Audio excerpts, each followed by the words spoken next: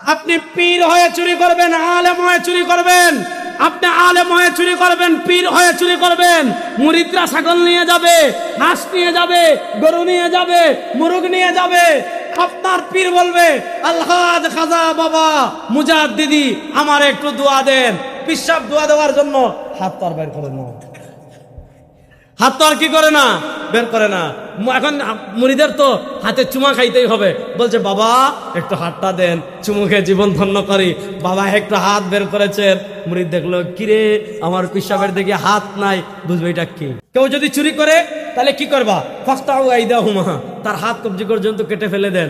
এখন আপনি যত বড় নেতা হন, যদি আপনি চুরি করেন, ইসলাম বলে সুহরাওয়ার্দী উদ্যান নিয়ে সারা জাতির সামনে লাইভ করে হাত কবজি পর্যন্ত কেটে ফেলে দেন। এখন জননেতা যখন এলাকায় আসছে, মুরিদ আপনার মনে করেন সমর্থকরা রাস্তায় বের হয়েছে, এখন কি করতেছেন, নেতা লেন কোথার গাড়ি থেকে মাথা বের করে হাত নাড়তেছেন।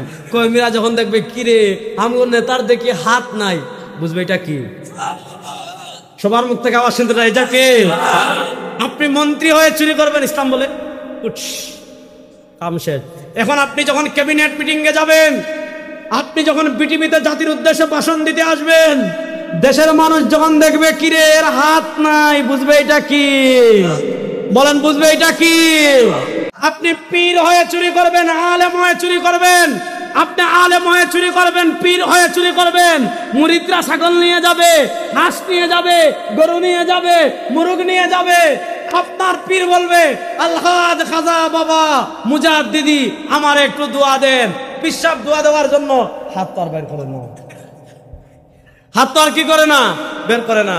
এখন মুরিদের তো হাতে চুমা খাইতেই হবে। বলছে বাবা একটু হাতটা দেন, চুমু খেয়ে জীবন ধন্য করি। বাবা একটু হাত বের করেছেন।